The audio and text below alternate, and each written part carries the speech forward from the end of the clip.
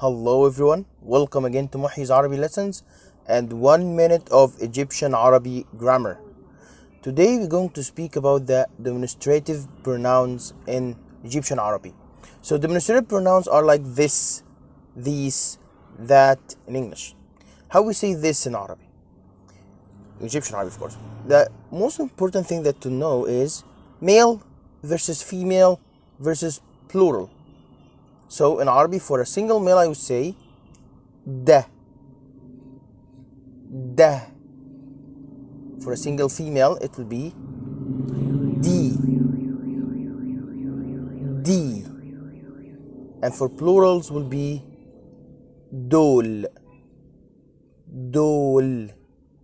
Da, di, dool. Let's give an example. Da Ahmad. دي سارة. دول أحمد وسارة. And let's know that this works for things as well. ده ألم. دي ورقة. دول ألم وورقة.